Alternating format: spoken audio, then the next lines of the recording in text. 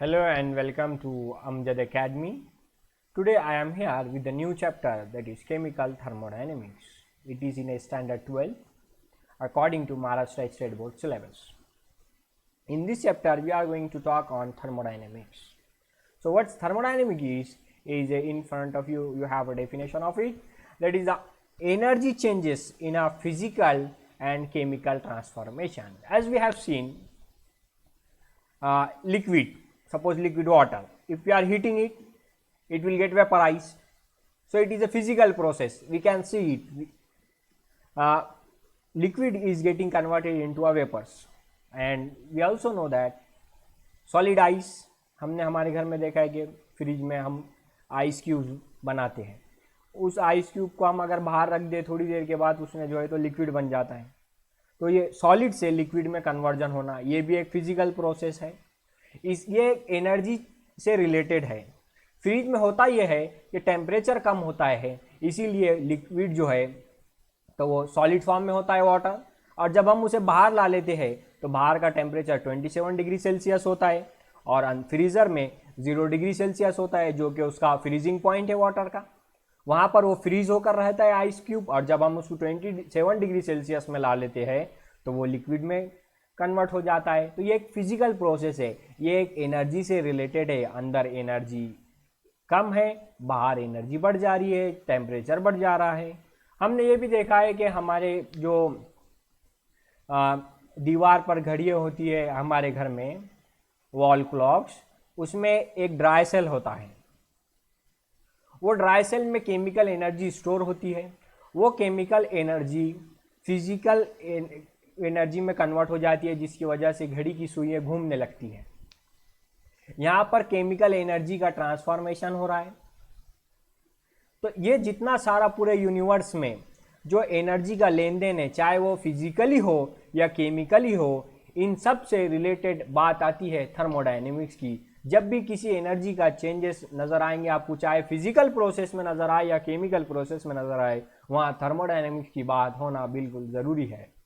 Thermodynamics के 2 point एक important ये है कि इसके अंदर इंफॉर्मेशन नहीं मिलती किसी रेट ऑफ रिएक्शन की, मतलब कितनी देर में ये प्रोसेस कंप्लीट होगा, कितना फास्ट कंप्लीट होगा, इस बारे में कुछ इंफॉर्मेशन दी हुई नहीं है.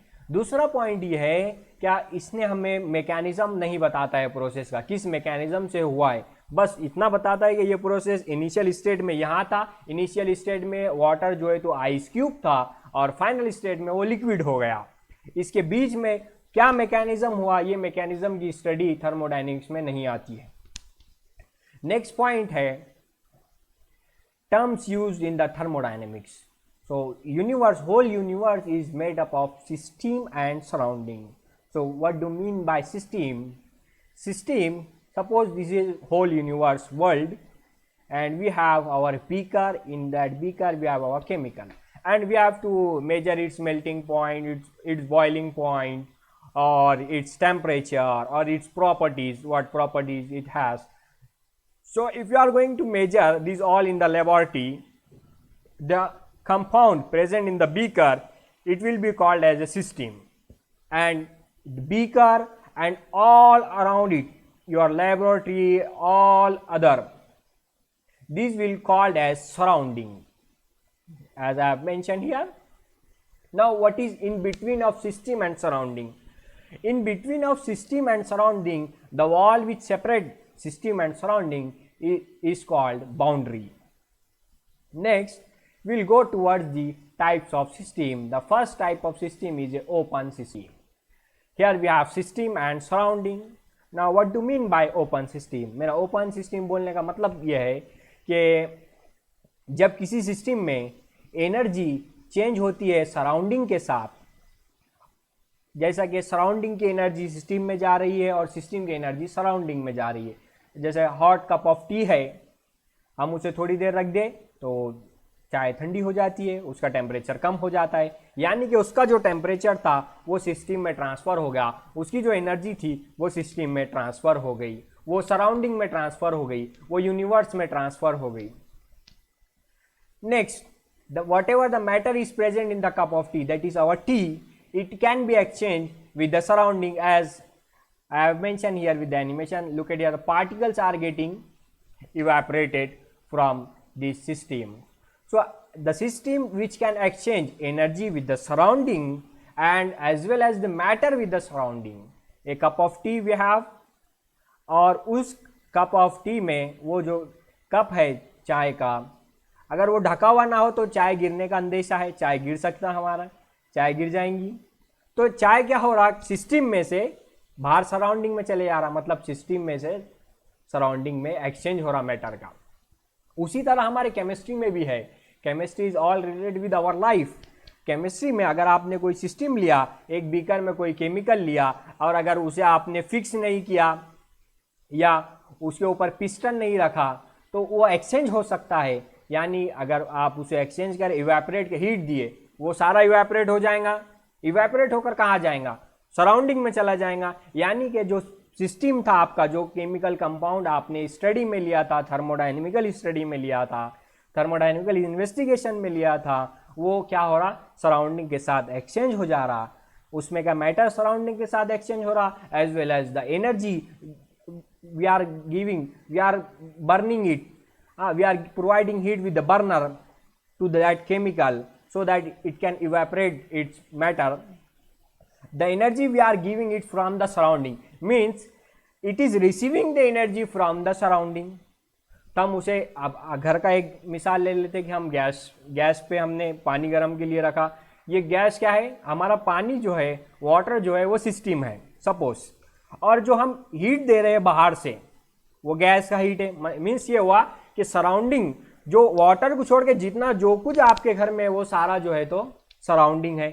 आप उसे हीट दे रहे, मीन्स ये हो रहा कि आप सराउंडिंग से उसको हीट दे रहे, तो हीट कहाँ जा रही है, सिस्टम में। फिर सिस्टम क्या हो रहा है, हीट एब्जॉर्ब कर कर अपना मैटर सराउंडिंग के साथ चेंज कर रहा है। तो energy changes between system and surrounding and as well as matter changes between system and surrounding. This type of system is called open system. Now suppose दूसरा मेथड ये है टाइप्स ऑफ सिस्टम में, close system. अगर यह आपका एक cup of T है समझ लीजिए, और हमने उसे जो है तो एक पिस्टन से ढक दिया या आपने सॉसर रख दिया कप ऑफ टी। अब क्या होगा कि चाय सिर्फ जो है तो ठंडी होंगी, उसका टेम्परेचर कम हो जाएगा, लेकिन उसके अंदर की चाय बाहर नहीं गिर सकती। उसी तरह यहाँ पे ये बीकर है, आपने उसमें केमिकल ले लिया। एक गैस सिलेंडर है, ये गैस सिलेंडर है जिसमें गैस भरी हुई है, और उसे ऊपर पिस्टन से जो है तो बिल्कुल रोक दिया गया है। एक बार फिर से देखिए, ये एक गैस सिलेंडर है जिसके अंदर गैस है, और इसे इस पिस्टन से जो है तो फिक्स कर दिया गया है ताकि गैस एक्सचेंज ना हो। किसके साथ एक्सचेंज ना हो, सराउंडिंग के साथ। इस सिलेंडर में से जब गैस बाहर निकलेंगी तो वो सराउंडिंग में जाएंगी। जब तक वो सिलेंडर में है वो सिस्टम है, वो सिस्टम में मैटर प्रेजेंट है। अब देखिए जो इसके अराउंड में है वो ये है, क्या गैस जो है वो अपनी एनर्जी सराउंडिंग के साथ एक्सचेंज कर सकती है, लेकिन जब हम गैस को फिट कर दे रहे पिस्टन के साथ, उसको फिक्स कर दे रहे, तो वो सराउंडिंग में नहीं आ रही है। तो यही है the system which can exchange energy with the surrounding but not matter is called closed system. Second type of system is isolated system. अब यहाँ पर एक फिर से हम घर का एग्जाम्पल लेंगे। हमारे घर में हमने देखा थर्मस होता है जिसमें चाय जो है, हम अगर कहीं टूर पर जा रहे हैं तो उसमें चाय लेकर जाते ताकि चाय गर्म रहे। अब उसका बेसिक मीनिंग ये है कि आपका ये सिस्टम है, सपोज ये एक सिस्टम है, और इसको जो है हमने पिस्टन लगाकर फिट कर दिया और इसके अराउंड में इंसुलेटर लगा दिया। तो जो उसके वॉल्स होते हैं आपके थर्मस के, वो सारे इंसुलेटर होते हैं, इसीलिए जो सिस्टम की एनर्जी है वो सराउंडिंग से एक्सचेंज नहीं होती है। अब आप बोलेंगे तो 12 घंटे के बाद उसमें चाय ठंडी हो जाती है, तो उसका मतलब ये है क्या उसकी इफिशियंसी 100% नहीं है, और उसी पे वर्क कर रहा है थर्मोडायनेमिक्स आज तक कि ऐसा सिस्टम बनाए जिसकी इफिशियंसी 100% हो। अब यहाँ पर देखिए कि एक सिस्टम है, एक सिलेंडर है जिसके अंदर गैस है, और उसे पिस्टन से जो है तो फिक्स कर दिया गया है, और उसके अराउंड में एक इंसुलेटर की दीवार लगा दी गई है। अब ये होता क्या है कि इंसुलेटर लग जाने से energy can not be exchange with the surrounding, energy ना ही सिस्टम में जा सकती है ना ही सिस्टम से बाहर आ सकती है। दूसरी बात, ना ही मैटर चेंज हो सकता है। तो ऐसा सिस्टम जिसमें ना ही मैटर एक्सचेंज हो रहा है और ना ही एनर्जी एक्सचेंज हो रही है, इसे आइसोलेटेड सिस्टम कहते हैं। The system in which matter and energy can not be exchange with the surrounding is called isolated system. Now here I have one property, that is extensive property. It depends on amount of matter present in the system, and the examples are mass, volume, internal energy, heat capacity and number of moles. You know mass and volume, but internal energy and heat capacity you will get to know in this chapter, and number of moles you have already studied in the 11th class. Suppose I have 1 gram of iron rod. Okay, it will have a certain number of moles, a certain number of atom present in it. Now if I change its mass, if I take 10 gram, so number of atom will be get changed, that is number of moles will be get changed in the matter. Suppose we have 1 gram of NaCl, and if we put it in a 1 liter of water, what it will make? Slightly salty water. It will slightly change the taste of water. Now if I take 1 kg of salt and I have dissolved it in a 1 liter of water, what it will do? A property will get exchanged, its taste will be get exchanged. तो यहाँ पर हो रहा है ये कि जैसा जैसा हम मास बढ़ा रहे हैं मैटर का, हमारा NaCl 1 ग्राम टेबल सॉल्ट है, 1 ग्राम टेबल सॉल्ट जो है तो वो अलग अफेक्ट करेगा, और उसी की जगह अगर हमने 10 ग्राम अगर ले लिए तो उसका अफेक्ट अलग रहेगा। अगर खाने में नमक कम रहा तो उसका टेस्ट अलग होता है, खाने में नमक बढ़ जाए तो उसका टेस्ट अलग होता है। तो ये क्या हो रहा, नमक बढ़ जाना मतलब उसका मास बढ़ जाना। तो ये मास क्या है, एक एक्सटेंसिव प्रॉपर्टी है। उसी तरह वॉल्यूम भी, ये भी एक एक्सटेंसिव प्रॉपर्टी है। internal energy, that is the energy of the system, is called energy, internal energy, and heat capacity and number of moles you know already in 11th class. Nextly, second property of the system is a intensive property. It is independent on the amount of matter present in the system. What do I mean? It means that temperature, suppose take a temperature, melting point or boiling point.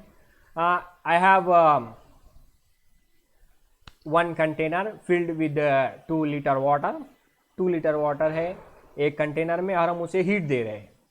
अब heat देने पे क्या होगा कि जो water का boiling point है वो 100 डिग्री सेल्सियस से फिक्स है, और दूसरी जगह हमने 5 लीटर वाटर लिया और हम उसे हीट कर रहे हैं तो वो भी 100 डिग्री सेल्सियस पे बॉइल होगा। मतलब ये हुआ कि अमाउंट कितना भी हो, चाहे 2 लीटर हो या 5 लीटर्स हो, लेकिन उसका बॉइलिंग पॉइंट जो है तो वो 100 डिग्री सेल्सियस है, चाहे वो 2 लीटर हो या 5 लीटर हो। मतलब ये हुआ कि बॉइलिंग पॉइंट एक ऐसी प्रॉपर्टी है जो अमाउंट ऑफ मैटर पे डिपेंड नहीं करती। उसी तरह सरफेस टेंशन है, विस्कोसिटी है, टेम्परेचर है और प्रेशर है। So these are the examples of intensive property. I hope you understood this. In the next lecture I will come with the next point related with this thermodynamics. Thank you for coming on Amjad Academy. If you have any doubt, any query, you can write it in the comment box. Thank you for coming on Amjad Academy.